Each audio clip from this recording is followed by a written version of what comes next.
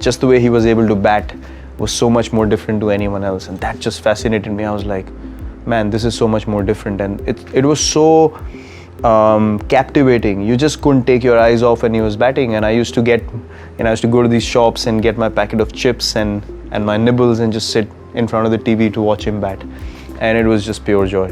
दोस्तों, हमारे इंडिया में क्रिकेट एक रिलीजन है और सचिन तेंदुलकर को इसका भगवान माना जाता है। हर एक बच्चा उन्हीं की तरह देख देख कर उनके स्ट्रोक्स, ड्राइव्स कॉपी कर कर कर बड़ा हुआ है। इनफैक्ट विराट कोहली ने खुद ये कबूल किया है। So I used to tell them I want to be like Sachin. I'm gonna one day play for my country and become this cricketer. And they all used to find it like all fun and nice back then. But even I didn't realize I was talking with absolute seriousness.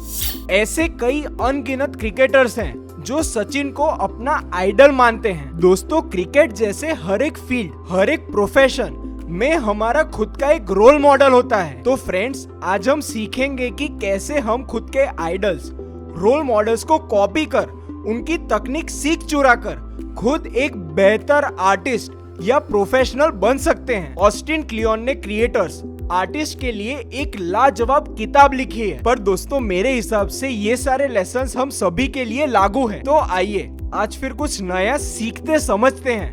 Friends, मैं ऐसे ही life transformative books और podcast पर super high quality videos create करता हूं। अगर आप ऐसे content को बेहद पसंद करते हैं तो like, share and subscribe to the doctor Smith show. Specially अगर आप एक टीनेजर हो, अपने 20s में हो, तो ये चैनल आप ही के लिए है।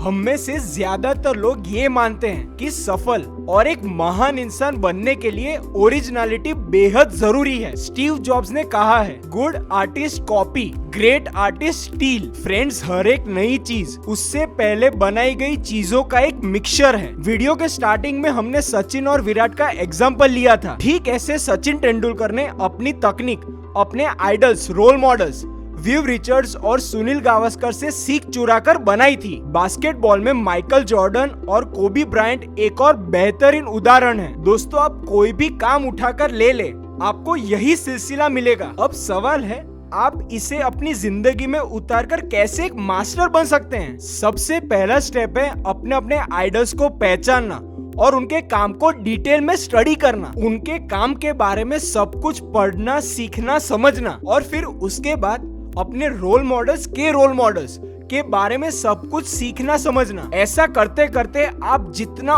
ऊपर जा सके उतना जाएं। ये एक पेड़ ट्री की तरह बनेगा और जब आप अपने कस्टम में ट्री बना लेंगे, फिर आप अब अपनी एक कस्टम ब्रांच, शाखा बनाएं। दोस्तों, ऐसा करते करते ही आप अपने काम में अपनी यूनिक टेक्निक ढूंढ पाएंगे। सर आइजैक न्यूटन ने बड़ा सही कहा है, मैं बाकियों से ज्यादा दूर इसलिए देख पा रहा हूँ क्योंकि मैं अपने से पहले आए दिग्गजों के कंधे पर खड़ा हूँ।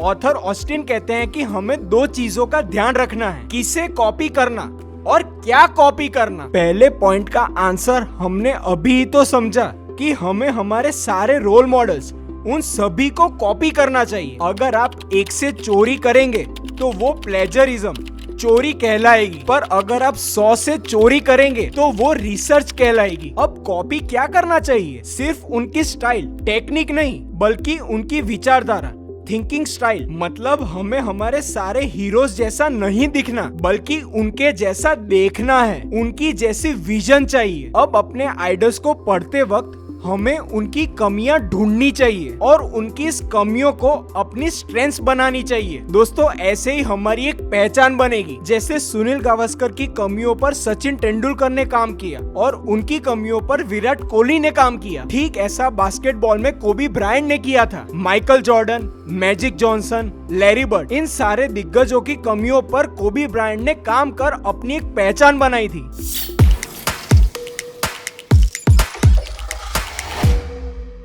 टिम फेरिस एक चहीते ऑथर और पॉडकास्टर हैं। उनकी किताब the 4 hour work week international best seller किताब रही है। वो कहते हैं उन्होंने वो किताब इसलिए लिखी क्योंकि उन्हें ऐसी कोई भी किताब नहीं मिली जिसे पढ़ने का उन्हें मन किया हो। इसीलिए उन्होंने खुद ही के लिए एक किताब लिख डाली। आप वो ना लिखे जो आपको पता है, बल्कि आप वो लिखे जो आपको लिखना पसंद है। वो कहानी लिखे जो आप खुद पढ़ना चाहते हो। अब दोस्तों, मेरे हिसाब से ये हमारे लाइफ के सारे एस्पेक्ट्स के लिए वैलिड है। हमें वही काम करना चाहिए जो काम करना हमें पसंद हो। हमें वही बिजनेस चलाना चाहिए जिसे चलाना हम बेहद पसंद करते हैं। हमें वही प्रोडक्ट्स बनानी चाहिए जो हम खुद यूज करना पसंद करते हैं। और फ्रेंड्स, अगर मैं पर्सनली आपको कहूँ तो मैं वही वीडियोस क्रिएट करता हूँ जो वीडियोस मैं देखना चाहता हूँ, जो वीडियोस अब तक किसी ने नहीं बनाए और मेरे अलावा कोई और ऐसा बना ही नहीं सकता। नवल ने भी बड़ा सही कहा है, वही गाना गाए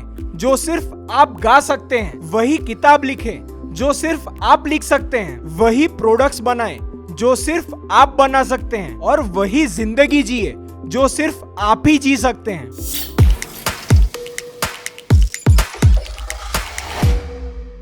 The work you do while you procrastinate is probably the work you should be doing for the rest of your life। दोस्तों, अपने अपने शौक, हॉबीज को करते रहना बेहद बेहद जरूरी है, क्योंकि कई बार यही चीजें हमारी जिंदगी में जान डालती हैं। हम सबके मेंटल ब्लॉक्स को रिलीज करती है। क्रिएटिविटी और इंस्पिरेशन ज्यादातर तब आती है जब हम हमारे मन को खुला भटकने देते हैं। जेम्स क्लियर कहते हैं, बोर्डम एक तरह का फिल्टर है। कॉमन आइडियाज उसके पहले आते हैं और अनकॉमन आइडियाज उसके बाद आते हैं। आपके सबसे इंसाइटफुल आइडियाज आपको आलस करते करते ही आएंगे। दोस्तों, पर्सनली मुझे मेरे ज्यादातर आइडियाज या तो साइकिलिंग करते वक्त या तो एक लंबी सी वॉक के दौरान ही आए हैं। इसीलिए अपनी हॉबीज, अपने शौक को पूरे करते रहना जरूरी है। Drawing, painting, singing, podcasting, writing, crafting, gardening, sports etcetera, ये सब दोस्तों आपके लिए फायदेमंद साबित हो सकते हैं। और इन केस आपको इनमें फायदे अब तक नहीं दिखते तो आप स्टीव जॉब्स की ये बात याद रखना। You can't connect the dots looking forward. You can only connect them looking backwards. So you have to trust that the dots will somehow connect in your future. You have to trust in something, your gut, destiny, life, karma, whatever. Because believing that the dots will connect down the road will give you the confidence to follow your heart, even when it leads you off the well-worn path.